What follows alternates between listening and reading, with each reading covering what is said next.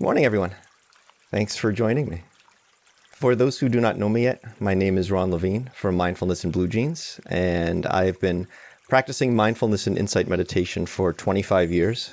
I started during a time when I was dealing with clinical anxiety and depression and a raging panic disorder that had blown up into agoraphobia. So I was on disability from work. I was unable to leave the house and happened to get paired up with a psychologist who, even back in the late 90s, was several decades deep into practicing and teaching mindfulness and insight meditation. And he introduced me to this practice as a way of dealing with what I was going through. And I could not have been less impressed with his suggestion. My feeling was, dude, I can't go to the corner store and, buy a friggin' candy bar, let alone go back to work again. My life has stopped. And here's this guy talking about, oh, let's watch the breathing for a bit and see what happens. The hell is this?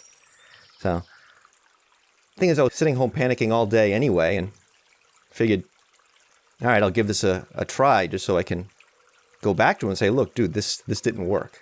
Can I have the real treatment now, please? And 25 years on, I never had that conversation with him. I'm still practicing. I'm now teaching. My entire life has changed. And, never been so glad to be so wrong. So here I am. And thank you for being with me. Today's talk is You're Grounded. This is a talk I really could have used back 25 years ago. And a lot of what I talk about in this talk comes from the experience that I had. But what I want to start off with first is talking about what is this grounding in itself. Those of you who have been with me for a little bit know that I'm very left-brained, very analytical, very verbal. So when I start to tackle some kind of a topic that's giving me difficulty, the first thing I try to do is put some definitions around it, put some parameters around it. So this notion of grounding, sometimes what we call feeling centered, right? What do I actually mean by this? That psychologist who got me started on this practice 25 years ago, one of the things that he used to like to say was, how are you actually living? Not how do you think you're living, not how do you want to be. How are you actually living? And I come back to that again and again. And in this case, it's what do I actually mean when I'm thinking of feeling grounded or feeling ungrounded? What do I actually mean? So I thought about this a little bit and I analyzed it a little bit because that's what I do. And I came up with 3 characteristics of grounding that work for me. Now, you may come up with others. These aren't the only 3. These may not resonate for you, but here's what I found. I tend to feel grounded if I have a feeling of familiarity with what's going on. I think most of us tend to feel that way. And when I think of a time I felt ungrounded because there was a lack of familiarity, one of the times I often think of is back when I first started college. There was a lot of upheaval in my life at the time. On a family front, on a personal front, the trauma that initially sparked what later became my panic disorder over the course of 8 years happened right before I started college. That summer between high school and college. And then, of course, starting college itself was a completely new environment, completely new experience. Didn't feel particularly grounded. And I choose that example for a specific reason that will come up towards the end of the talk. Okay? So there's this feeling of familiarity. Without familiarity, kind of feel ungrounded, unmoored. The second aspect is one of comfort. I tend to feel grounded when I feel comfortable. Well, when I was dealing with the anxiety and the panic disorder that blew up into agoraphobia 25 years ago, there was a lot of discomfort there. Extreme discomfort, like terror. Physically, emotionally, mentally, felt very ungrounded. Extremely ungrounded. And a third aspect along with familiarity, comfort.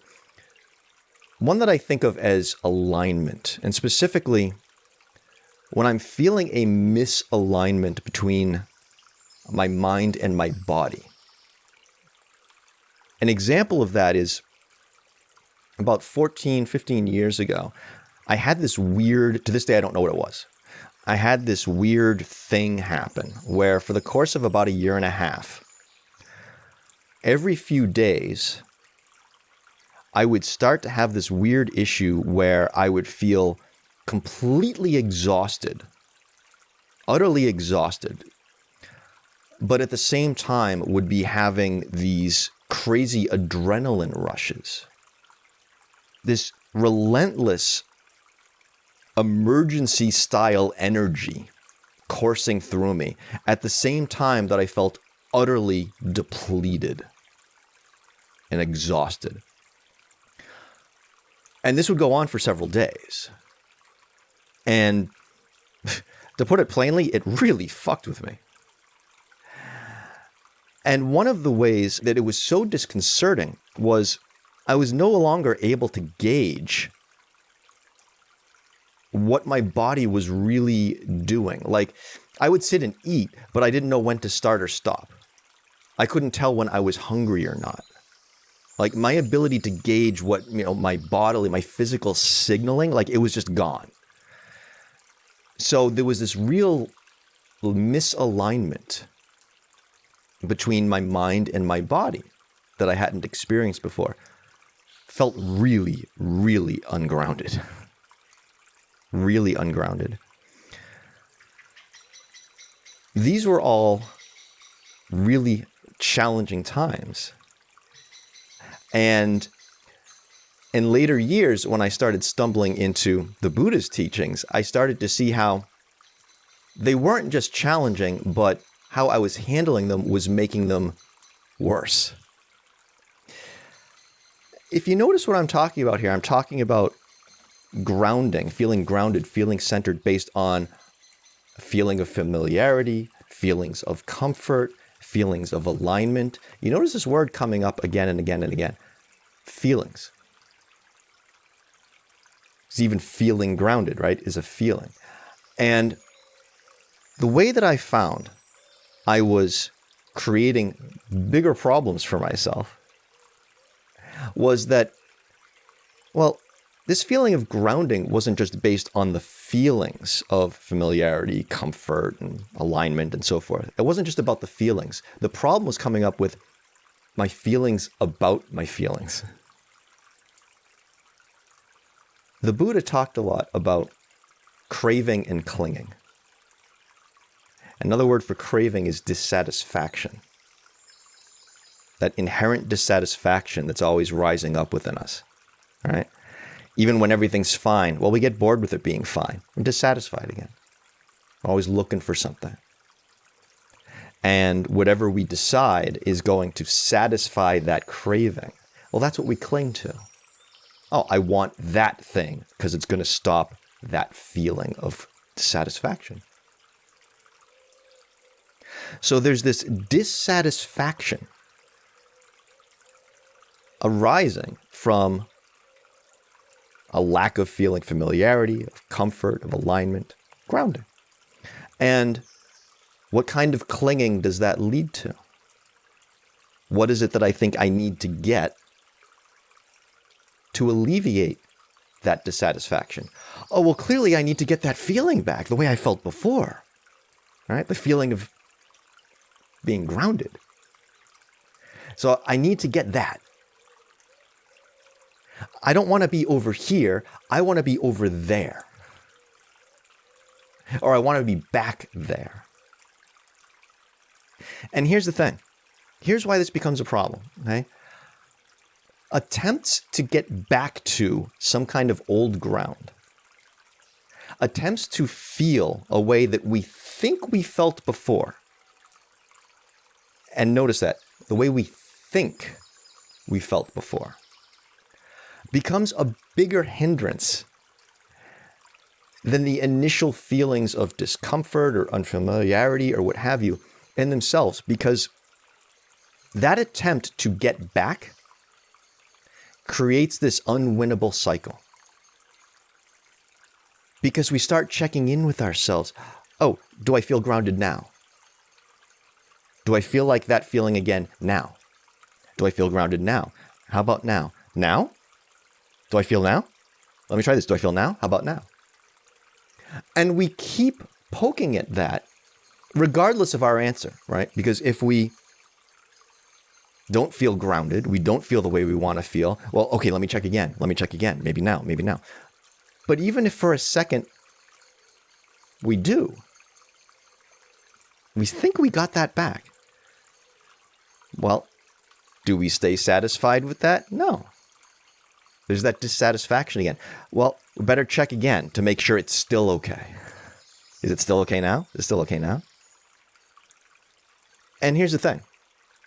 Whatever feeling that is that we're trying to recapture, whatever ground that is we're trying to get back to again, were we doing all of that checking and rechecking when we were there the first time? No. Otherwise, we wouldn't have felt comfortable and familiar and grounded. So if we're going to be doing that now, when we're trying to recapture it, how the hell's that going to work? We're undercutting the process. We're interfering with exactly what it is we're trying to regain. We keep pulling it away from ourselves as we're trying to pull it back towards ourselves. Now, even if we somehow got back to that place we were before, that feeling we had before, right? It's still, in spite of all the checking and rechecking and all that, it still wouldn't be the way it was. Because we are a different person now. And if we go back to some old ground, well, that ground's different too. One of the things that the Buddha taught a lot about was impermanence. And we can all think about impermanence in this nice theoretical sense of, okay, I understand, like, this building's not going to be here forever. I'm not going to be here forever. One of the teachers I study and quote a lot, Tanasaru Bhikkhu, he uses the word inconstancy instead of impermanence. Because that really drives home this sense of, no. Even while things are here, even while we're here, everything's changing. Everything's in flux. So these attempts to try to reclaim some kind of old feeling of grounding, well-intentioned, but gets in its own way. And in fact, that's what ended up making me housebound with agoraphobia, and I'll talk about that in a moment. So what do we try instead? Because this is what the Buddha taught, is experimentation, see what works. Like I said before, how are we actually living? And a lot of how we're actually living is actually getting the hell in our own way. So how do we figure out how to get out of our own way? So what I have found to work again and again is working with this inconstancy that I just mentioned. Working with inconstancy, working with unfamiliarity, working with feelings of misalignment, rather than fighting them. In other words, instead of trying to get back to some imagined old ground, we build new ground. We're always on some kind of ground. The fact that our current ground isn't yet comfortable or familiar, the fact that we haven't found our balance on it yet, does not disqualify it from being ground. It's still ground. To take a literal example, again, when I was housebound in 1998, complete lack of comfort. I had been experiencing panic disorder, anxiety, which has brought on all this depression from feeling hopeless about it. I've been feeling that for so long that I found it harder and harder to experience any kind of comfort. And one of the things that made me uncomfortable was being away from home. I was afraid of having a panic meltdown in public. So I stopped going far distances from home, so I would not feel that uncomfortable. But then shorter distances from home started to feel less comfortable. Like, okay, I can't go that distance then. I'll only go 15 minutes from home. I'll only go 10 minutes from home. I just kept shrinking because I wasn't willing to experience discomfort. In an attempt to only ever feel comfort for the rest of my life, right? All I was doing was shrinking the comfort zone. So when I finally hit bottom, I had to learn how to start going away from home again, and literally had to start, as some of you have heard me talk about before, by walking around the block of our apartment. Literally just around the block. Scared the hell out of me. Like a 45-second walk around the block. And that was literally a case of me walking on ground, right? That had always been there, but it was old ground that was now different. And I was different. And I had to learn how to walk on it as new ground. Oh, okay. Let me take this step forward. Let me notice what's going on with the breathing, what's going on in the body, what kind of thoughts are coming up, and take the next step. Literally building new ground. Okay? And one of the really profound early experiences I had was one day when I needed to walk about 10 blocks away from the apartment. And it scared the hell out of me. But I managed to pull it off. And the really groundbreaking moment that happened was when I got back in the apartment after I did that. And I kind of collapsed down on the couch and I just felt this, everything just released. And for the first time in months, I experienced comfort. And that's when it dawned on me. I'm like, oh, I'm feeling comfort now because I just went through discomfort. Trying to only ever feel comfort screwed me. Because comfort is just that thing you feel after discomfort. It's all relative. So I had built new ground on discomfort, which had now become comfortable, was now in the comfort zone. Same ground, my feelings about it were different.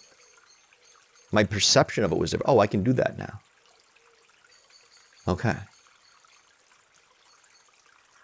Now, when I went through that health issue in 2009, where I was getting the adrenaline rushes with the exhaustion, and that sparked a lot of anxiety.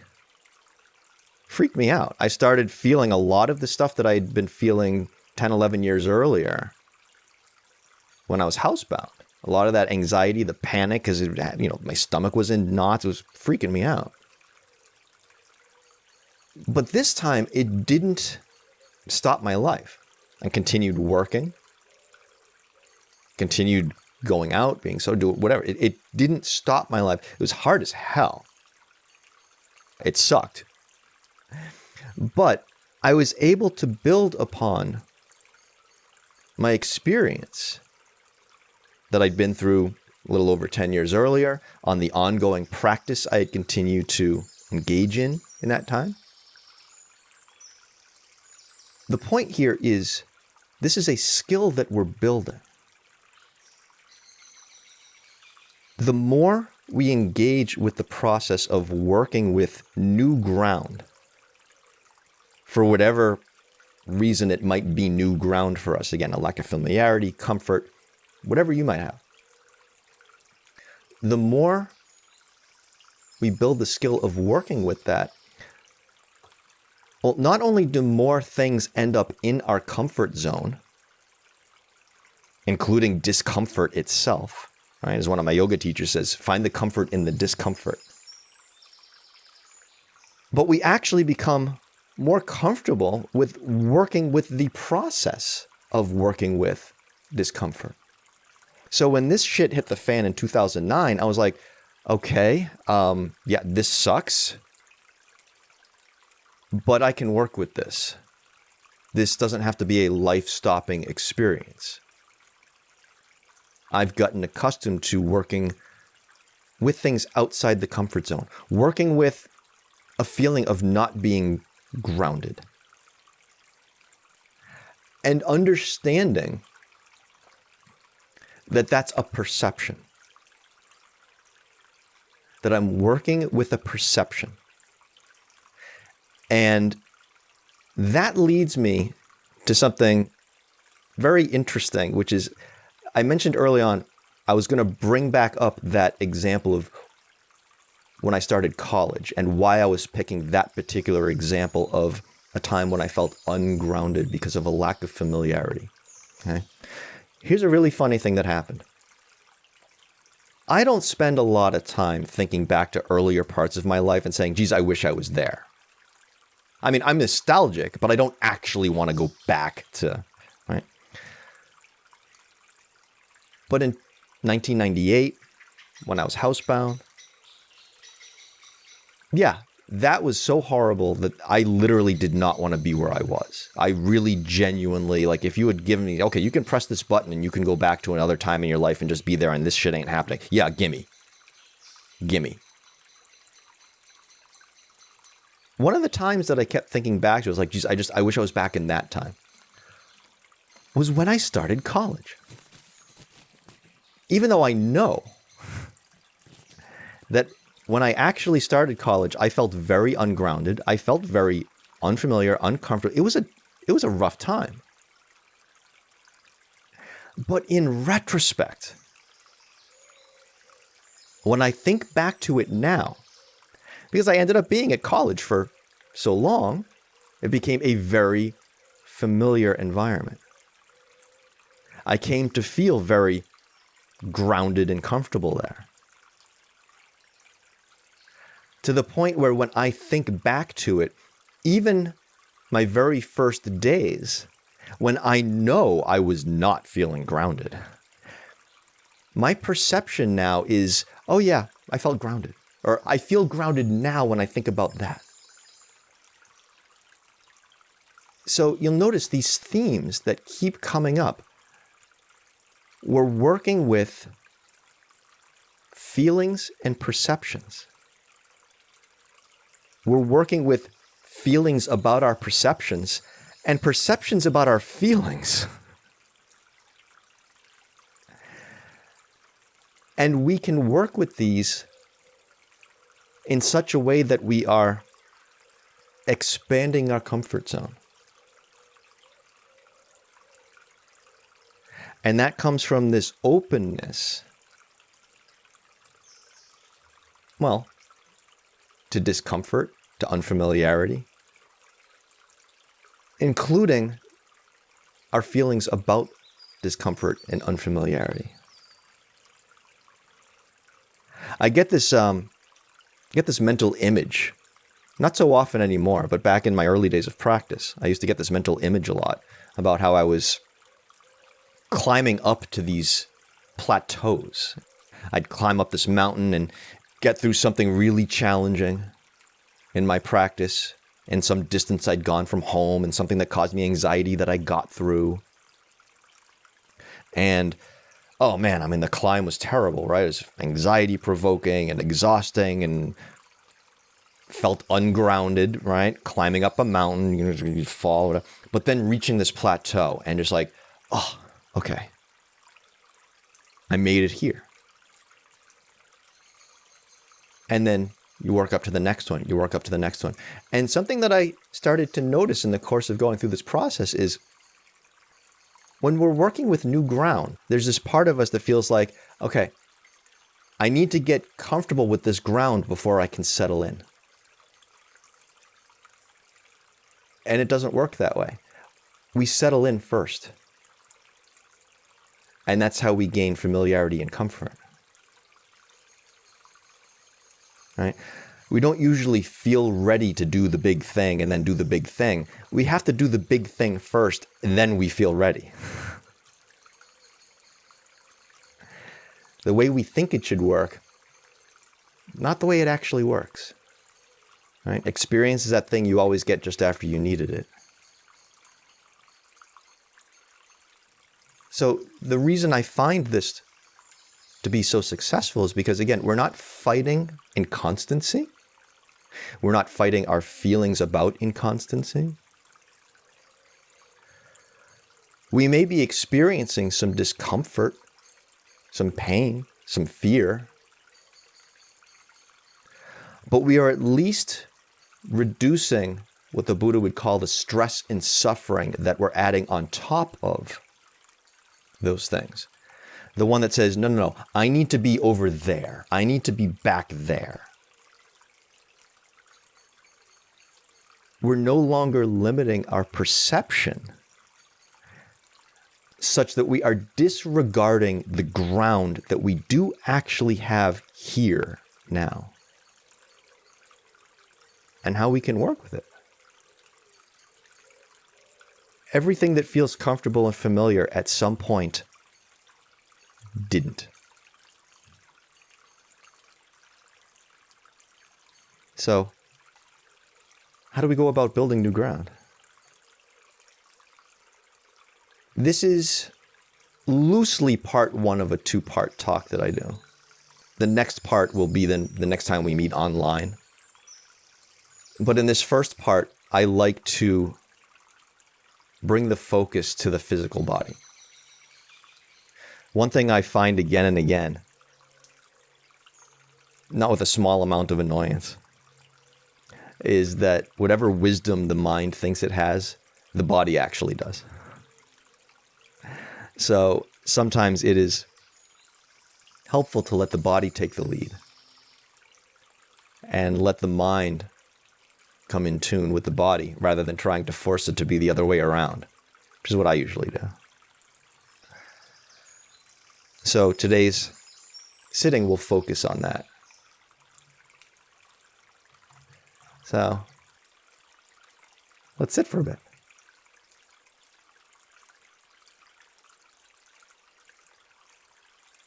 I always like to begin my sitting by imagining I'm suspended from the ceiling by a piece of string attached to the top of my head, as a nice cue to sit up straight without adding any extra tension to do so.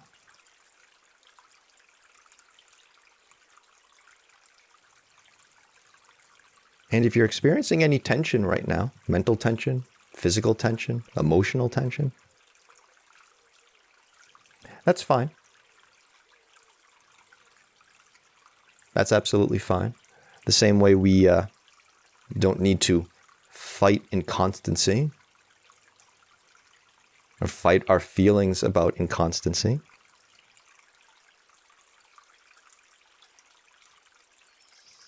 Fight feelings of being ungrounded. We don't have to fight tension. We don't have to fight our feelings about tension. We can notice when tension might be here. Whatever feelings we might have about that. We can notice perhaps there's a lack of tension here. Whatever feelings we might have about that.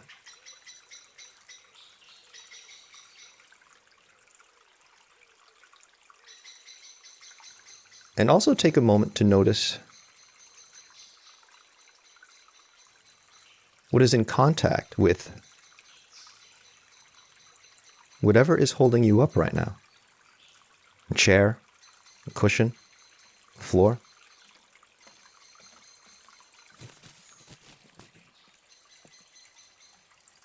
Something is holding us up. Something is supporting us. even if we don't feel particularly supported at the moment. I don't think any of us would argue that something's not holding us up right now. And we can allow it to do so.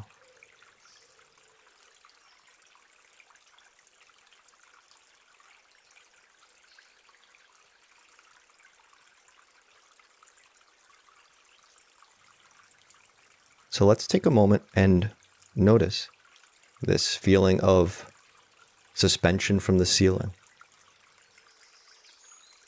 This feeling of being supported.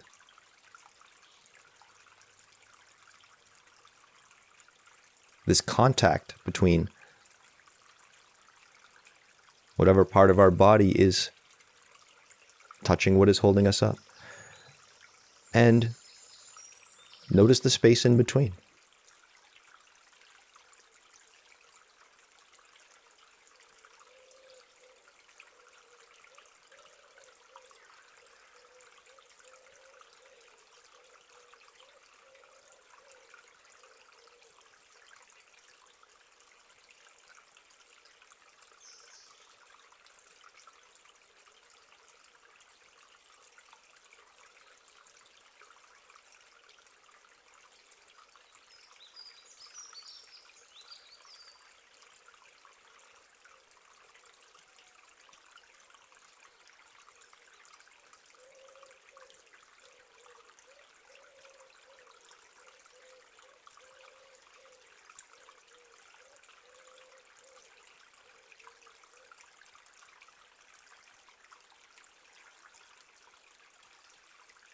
And if you haven't already, you may begin to bring your attention to your breathing.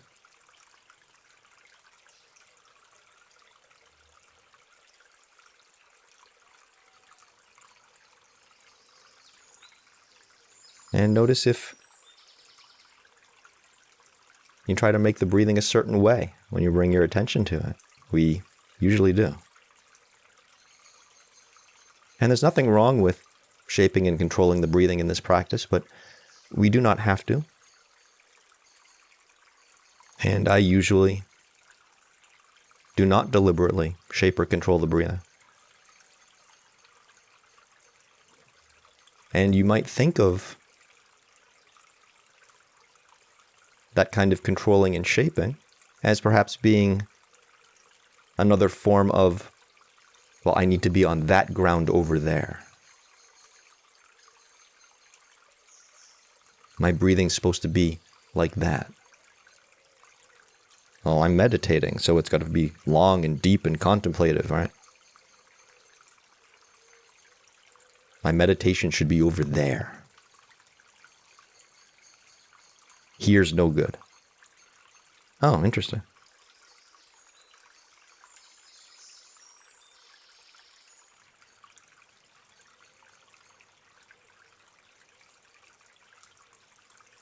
If that's something that's coming up, oh, that's something that we came to see. Oh, look what comes up.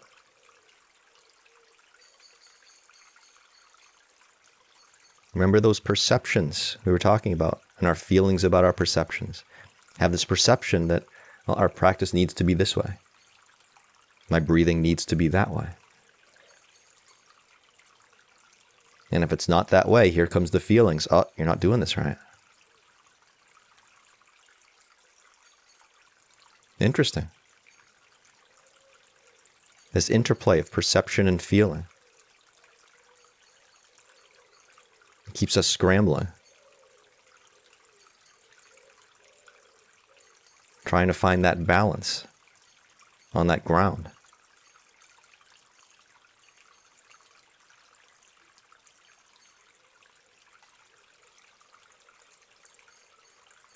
And guess what? If you stop scrambling, the ground's still going to be there.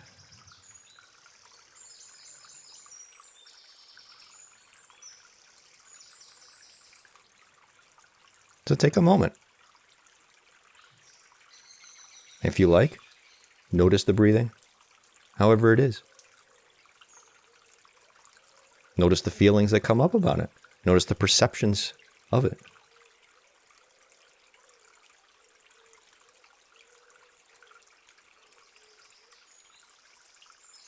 See if you can do that while still noticing that sensation of contact with whatever is supporting you.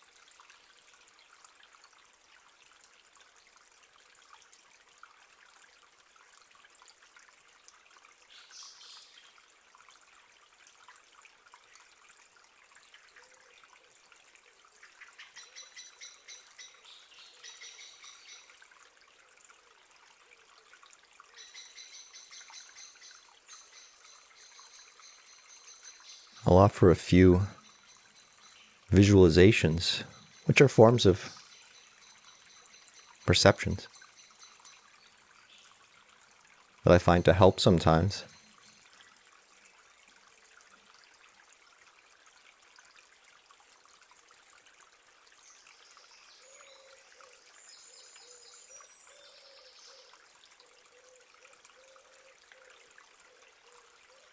One is I'm throwing an anchor from the mind, which I think, like most people, I tend to picture as being in the head. And that anchor is getting thrown right down through the chest into the pit of the stomach.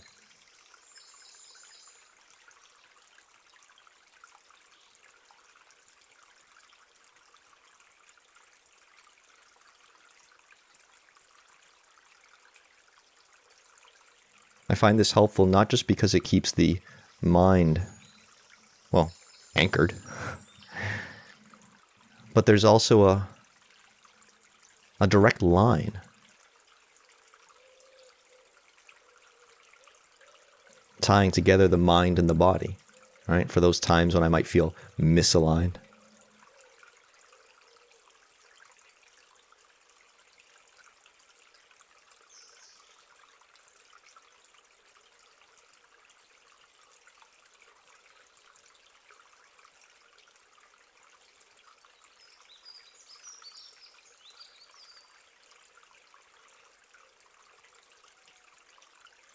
I can feel that anchor holding me very firmly on the chair I'm sitting on right now.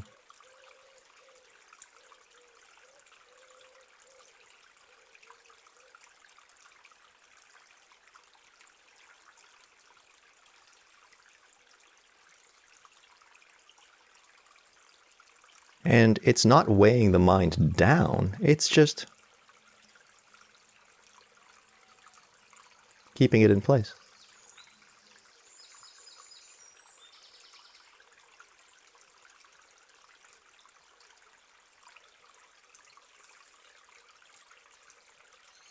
Like a helium balloon that you're tying to something so it doesn't float away.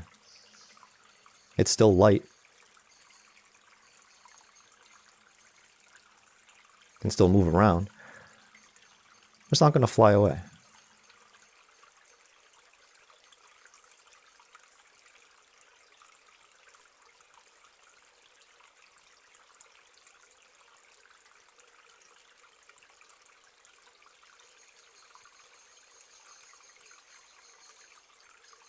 And we can breathe with that anchor.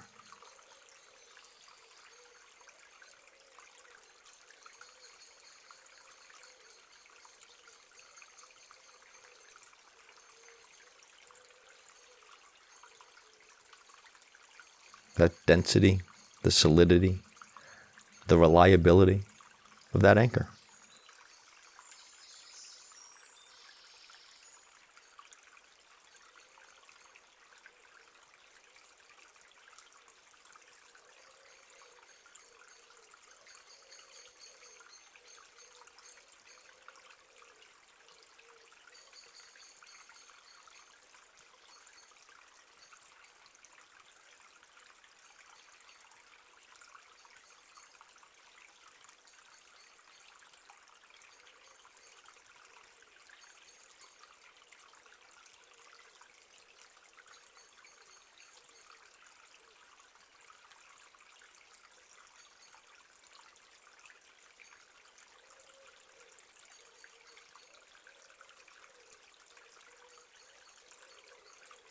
Now another one that I use sometimes, I deliberately move away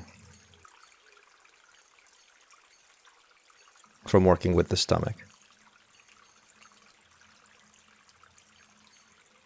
Because sometimes, well, there's moments of feeling ungrounded, some anxiety, right? The stomach is kind of in turmoil. Maybe it's a little too erratic.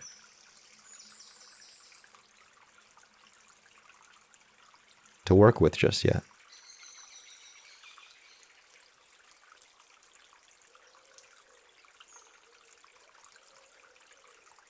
Now the Buddha talked about how all form is made up of the elements of earth, water, wind, and fire. Form includes our bodies.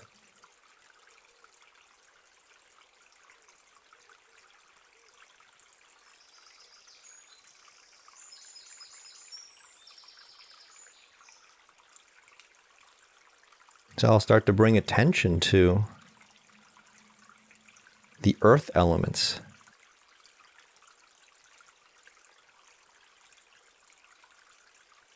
In my body. Bones. Muscles.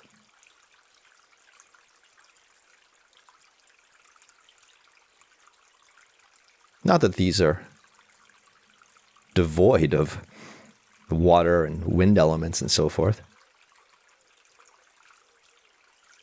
But it's really a continuum, isn't it? Nothing's completely solid.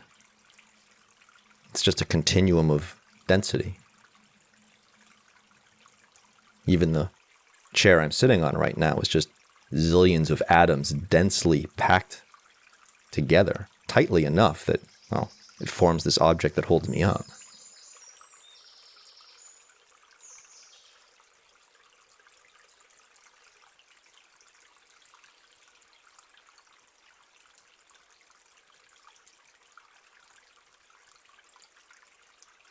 But again, it's working with perception, directing our attention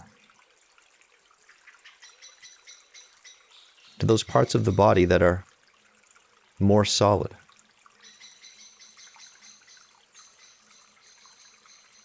Particularly in the lower body, right? I'll bring attention to my legs.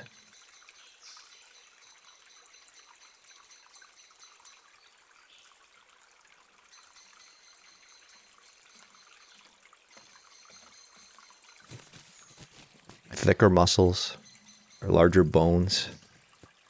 Not a place we usually think of carrying anxiety, right? Anxiety seems to come up maybe in the stomach, in the chest, in the shoulders, in the face.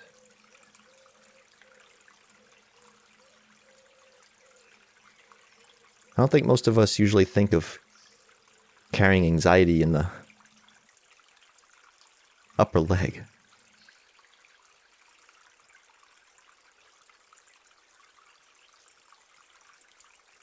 What if we direct our attention there? Bring our perception to the more solid parts of the body.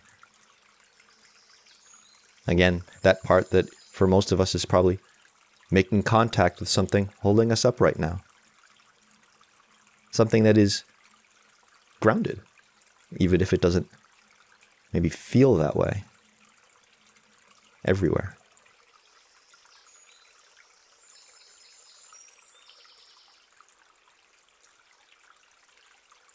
And we breathe with that.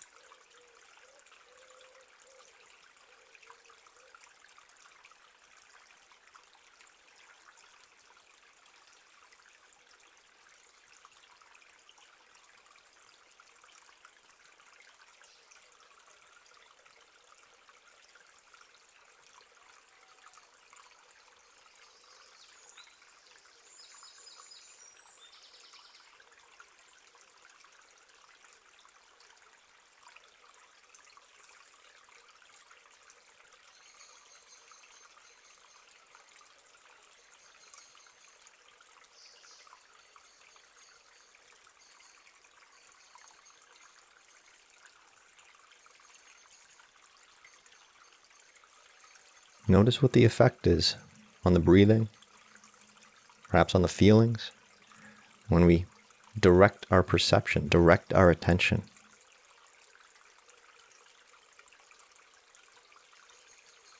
In different ways.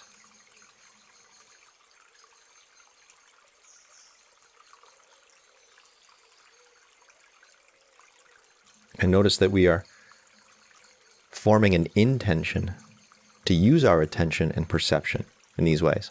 Those are the three pillars of karma: intention, attention, and perception.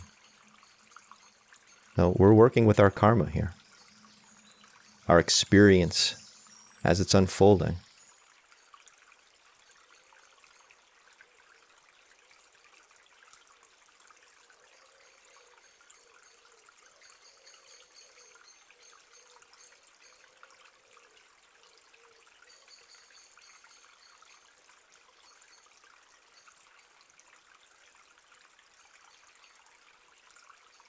The last visualization I'll offer is sort of a combination of the first two. It's got some of the solidity, it's got some of the water you'd associate with the anchor. And this is one that a yoga teacher offered a number of years ago that's always stuck with me. I like this one. She said, imagine you are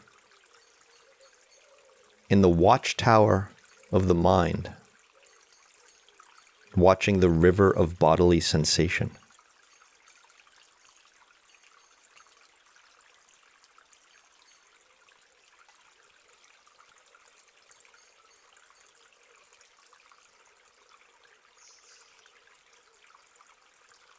So again, you think of the inconstancy that I talked about and how solidity is really a continuum. Well, here's an instance of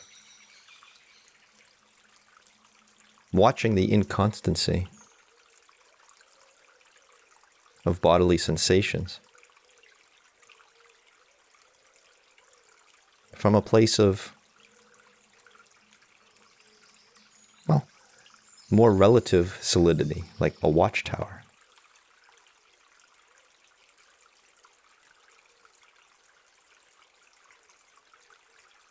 Again, think of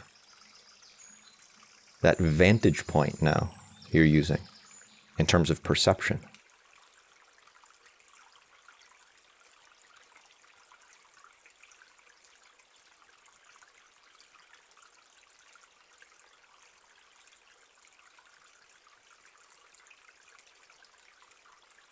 taking in a wider scope than perhaps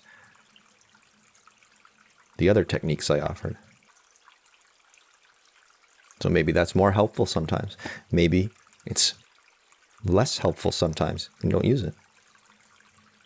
Again, like the Buddha taught, it's experimentation.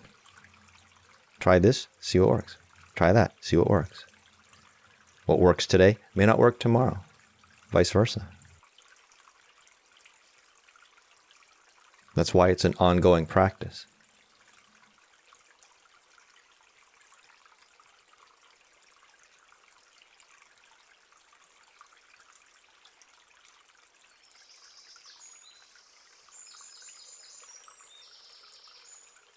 It's this ongoing experimentation and building of a skill that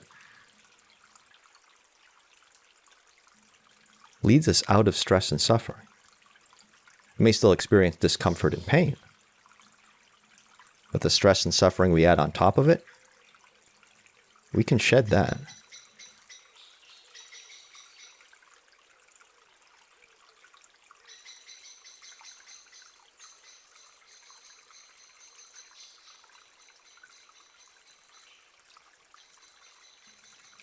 And I'm a walking example of that.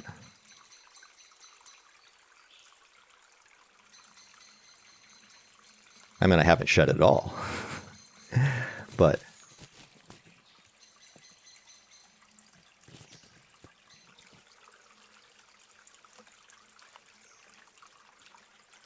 the things that once brought me all the way down, I'll no longer do.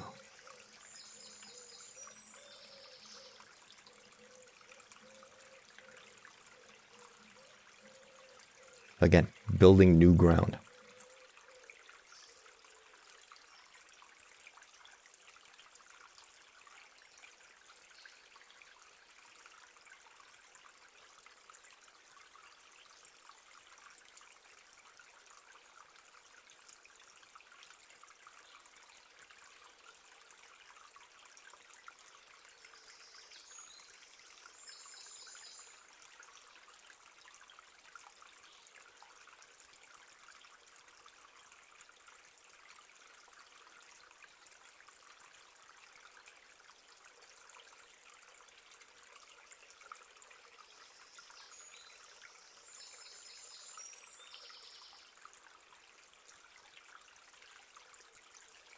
I'll close today's sitting with a short quote from Thanissaro Bhikkhu.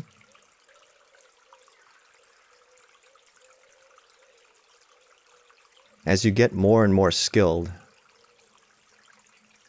you find that you can carry the sense of being well-centered, having an awareness that fills the body, that feels at ease with the body, feels at ease with the breath. You can carry that sense of being well-centered into all kinds of situations. Where in the past you felt threatened, nervous, or ill at ease, now you have a solid center.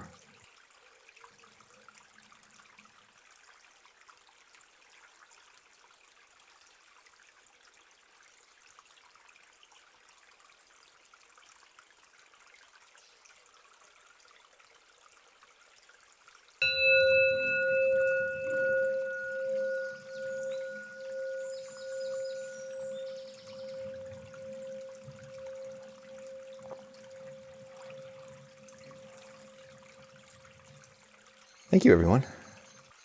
I will put a few links into the chat, and then we can get to my favorite part, which is hearing from you folks. These free sessions are supported by one-on-ones I do with folks who are interested in working with some of these practices more on things that might be helping you in something you're going on with your life. Could be big, could be small. Doesn't have to be agoraphobic housebound issues. These practices have been around for 2,600 years now and are still as relevant to these human conditions as they ever have been. So if you've got something you'd like to work on, you can feel free to check my website there in the chat, mindfulnessandbluejeans.com. I have a link to the sessions page directly if you'd like to book something, or you can drop me a line if you have some questions. I have my YouTube channel and Patreon page there where I publish a lot of these sessions and sessions I've recorded in other places like Insight Timer and so forth. Some folks have asked how to support these directly, so I've put my Venmo and PayPal information in there if you'd like to help support. And so we can turn it over to you all. Hear what's on your mind. Any thoughts, questions, observations? Hey, Ann. Hi. One thing I have found very helpful, and I haven't done it for all that long, is when I formally sit for a period of time, I start with my feet, noting my feet, knowing my legs, my pelvis, my fingers, my back, all of this kind of stuff. And by doing so, I know that there's a whole person here rather than just a mind to heart kind of a situation. And I carry that person, that whole person, out the door with me. And it's really been powerful for me because I've never been in my lower body in a sense. So that's been really helpful.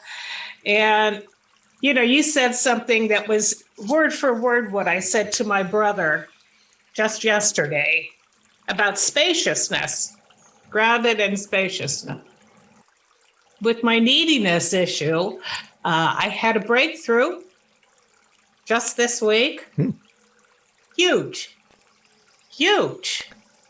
And I was telling my brother, I wasn't working on anything specifically every day, but it was always on my mind, the problems that came up with it. And I just told my brother there is such a huge amount of spaciousness without that level of neediness. Huge. Yeah, huge. So thank you. This is great.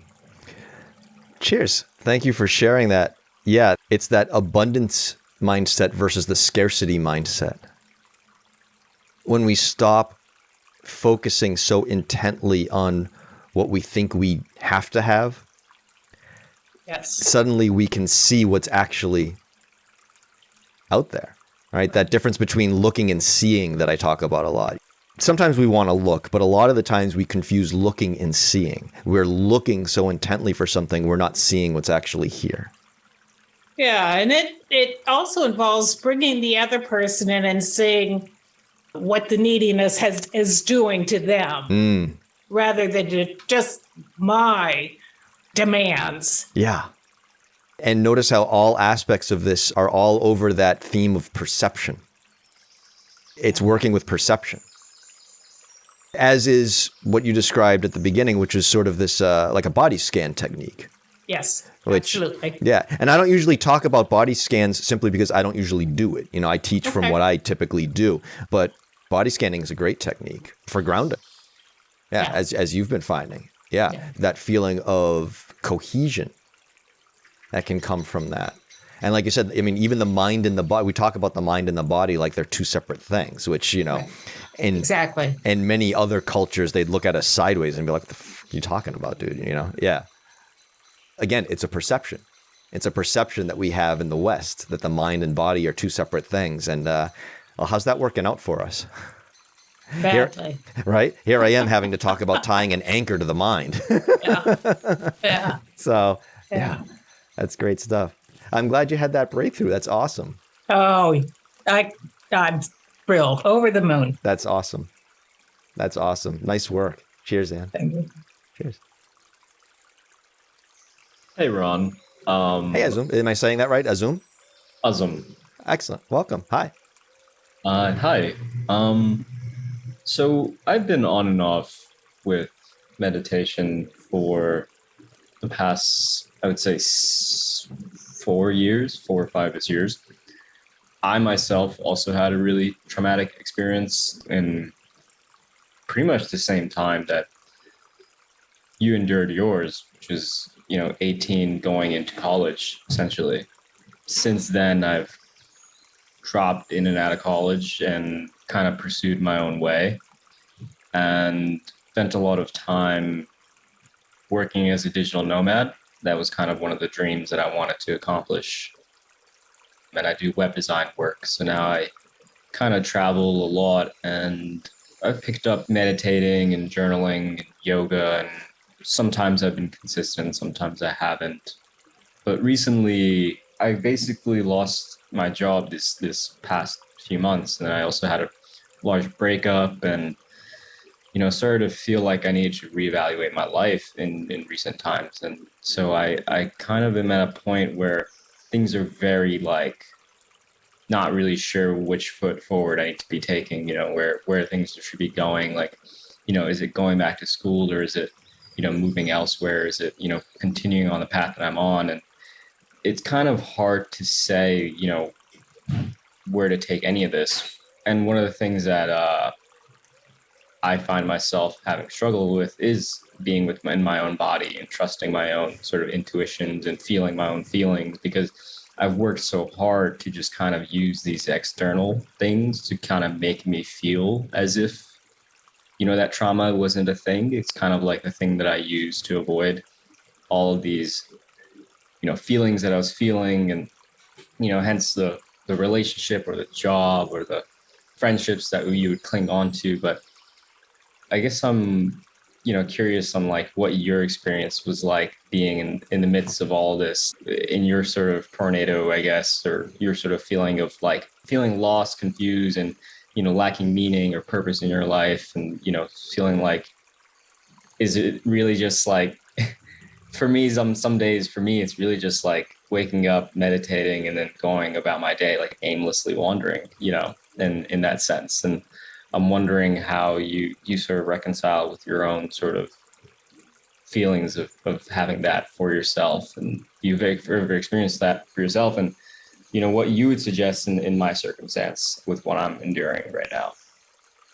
Thank you for sharing that. I'm not sure how much you're familiar with my background and so forth. So one thing I'll mention is, if you want to grab a look at my website, I have a blog post that I put out there that I point a lot of people to so they can read a little bit more about my background.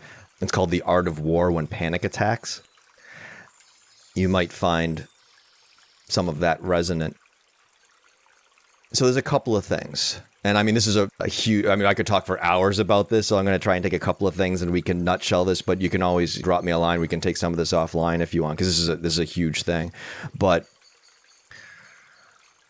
in my case, I did feel completely ungrounded and unmoored, but my focus of what needed to be done was clear.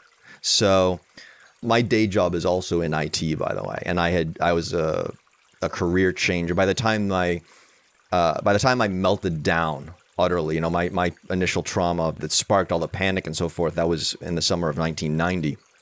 When I was about to start college, and then I didn't completely shit the bed until 1998, at which point I was almost a year into having career changed into IT. So one of the things that, and again, this comes up in that blog post actually, but one of the things that makes our situations perhaps a little bit different is I had managed to stave off the anxiety and the panic and so forth for so long because I distracted myself with other problems. And the irony is, all those problems in the course of about a year all got solved, right? The girl problem, the job problem, the money problem, the living situation problem, all the things I'd been distracting with were no longer issues. And suddenly I didn't have my defenses anymore. And the panic and anxiety that had been sitting there for 8 years getting staved off just blew up the fuck in my face. So our situations might be a little different in the sense that I had everything else all set, except now, ironically, like my life had never been better, but I completely fell apart. And so I had a very clear, no pun intended, talking about building new ground, but in a sense, I had a very clear path before me that, okay, the problem here is I need to be able to go past the front door without panicking again. It was very clear cut, like, okay, how do I work with this? And that's what led to a lot of the stuff that I talked about in this session. Now, some of the stuff you're talking about, you have these multiple options in front of you. And the reason I chuckle is because one of my more recent teachers, one of the conversations that I've had with him over the years, in some ways we're exactly the same, and in some ways we're very different. And one of the ways that we're very different is that he's an intuitive. He's very intuitive. And I would sometimes say to him, yeah, I'm just dead inside. Like I don't have that. I feel like I don't. And I think I have more than I think I do. But a couple of things that I'll say about that aspect. And again, if you want to reach out, we can talk more offline. But a couple of things that I'll offer. One is, one of the things that I find in this practice is, and it's good that you've dabbled the practice, journaling and so forth, and perhaps you've found this as well. That little voice, the one that knows, the one you might call intuition. That voice is always there. It doesn't necessarily always talk to us in language. It might talk to us in visual imagery. It might talk to us in form of a sensation. But at some level, there's that voice. It's always there. And we don't always hear it because of the shit we're laying on top of it. And sometimes it's because we don't want to hear it. Right? But one of the powerful aspects of this practice is it can clear away some of that stuff so that that voice can finally be heard. And that leads me into this second part, which is sometimes we get so caught up in and you didn't say this, I'm saying this from my experience. Sometimes we get so caught up in what we think we should do, we forget to ask ourselves what we want to do. And the best example or illustration of that I can give is one that people who have been here before, some of them have heard me say this multiple times, and a couple of them probably already know what I'm about to say. And I'll share it again because I freaking love it. Don't know if you ever watched the old HBO series Boardwalk Empire, but there was a scene in there where one of the gangsters was trying to make a decision about something. It was something he had to do, and he couldn't decide which way to go with something. And the Jewish gangster, Arnold Rothstein, says this thing I'll never forget. He says, if you're ever having trouble making a decision, flip a coin. And when the coin is in the air, you'll know which way you want it to land. And that's always stuck with me, as it drives home this knowledge that if we're having trouble making a decision, there's usually just one of two causes. Either we don't have all the information, or we already know what the right answer is. We're just trying to come to grips with it. So I'm going to leave that there for now. This is something, as I say, I could go on at length, but feel free to reach out if you want to talk about some of this stuff more. But I hope for now that that gives you something to work with.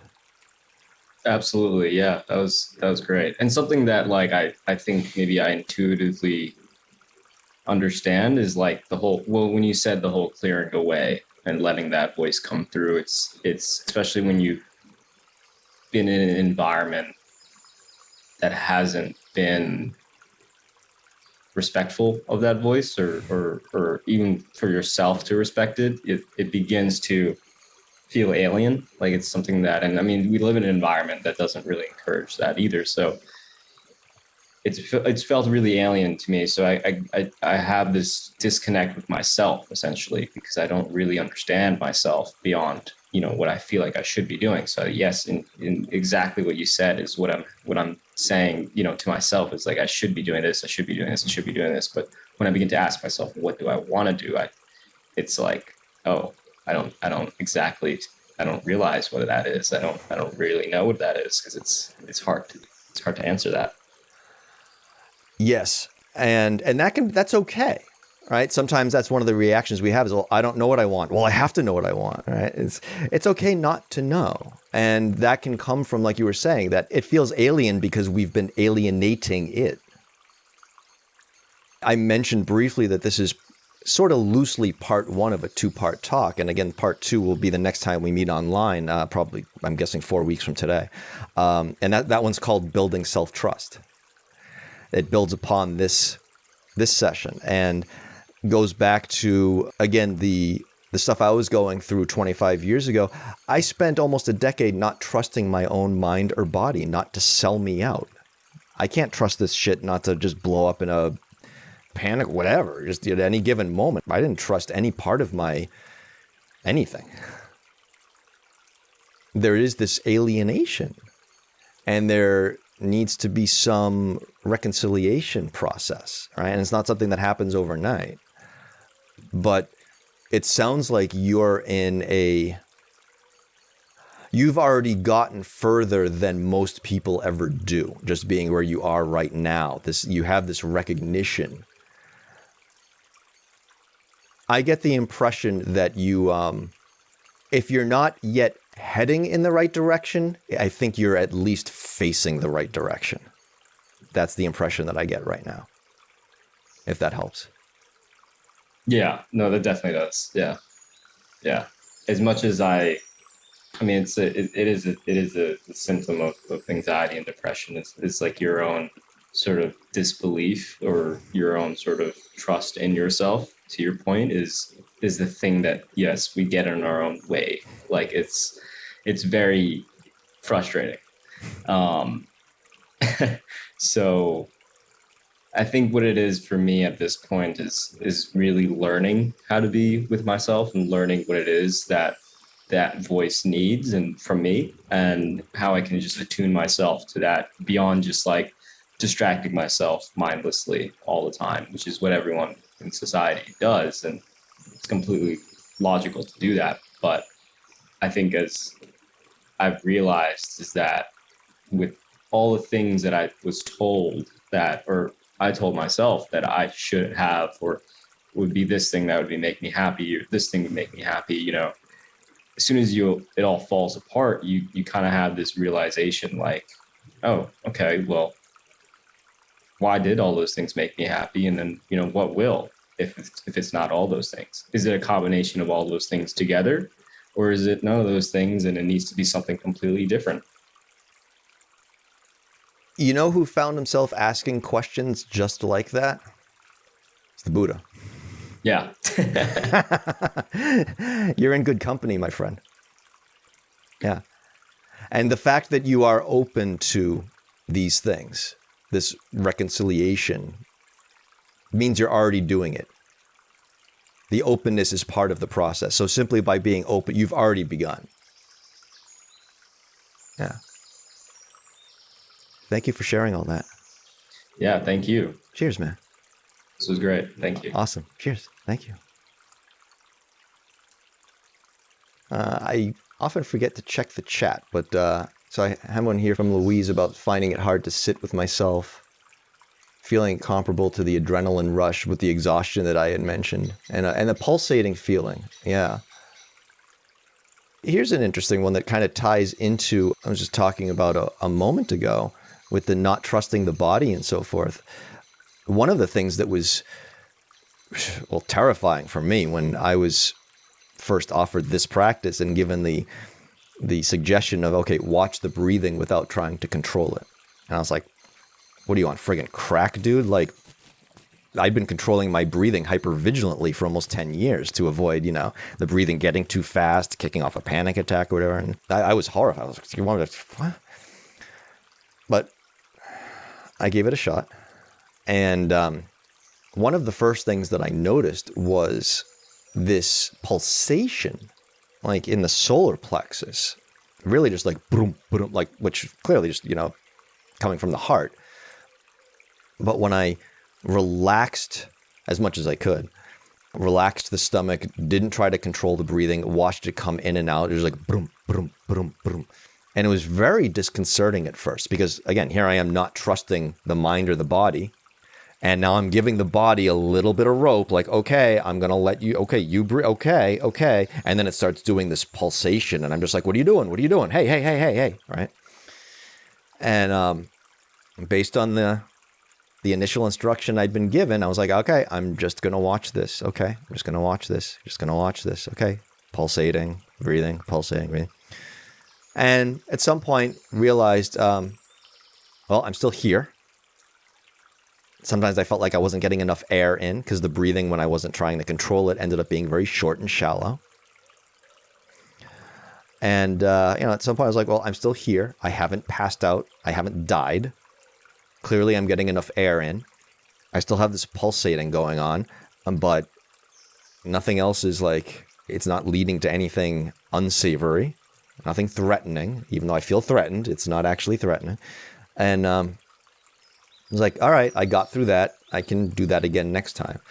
And I did it again the next time and felt the same stuff come up. I'm like, oh, all right. Okay. That's that. All right.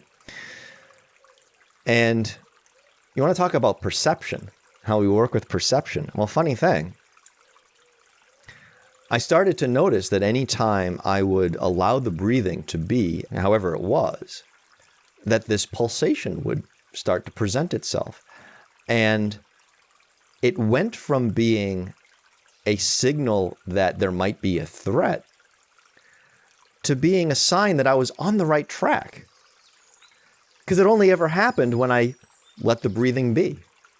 So I started to notice, oh, here's that pulsation. Oh, good. Good. Same pulsation.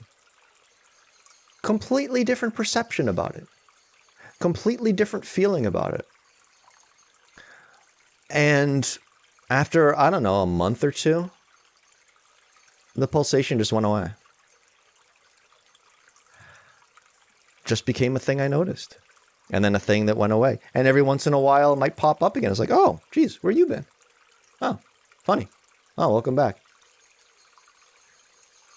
Again, the problem wasn't with the pulsation.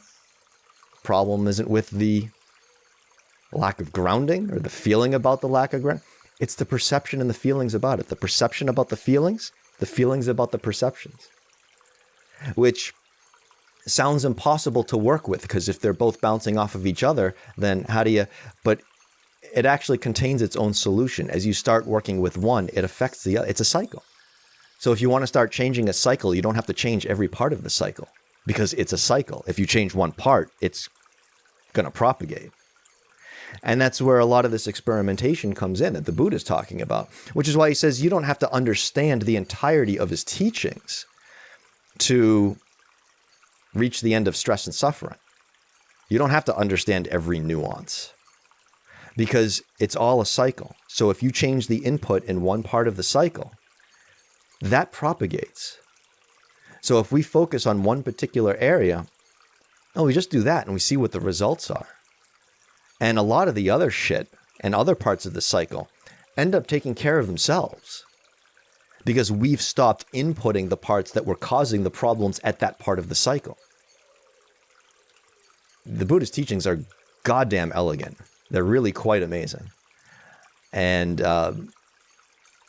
sometimes I fall down the rabbit hole of getting too deeply into the weeds of them, because that's just one of my tendencies as someone who's left-brained. And it's something that I have to pull back and remember sometimes. Like, hey, dude, relax. You can focus on this one particular part, work with that, see what the effects are. From there, you decide what to do next. And again, this is our karma, the intention to work with our perception and our attention. This is what he's talking about when he says we're building a skill. One of the things I often say is, if we're having difficulty getting some result that we want, it's not usually because we're not putting out enough effort. It's usually because of where we're directing the effort we're putting out.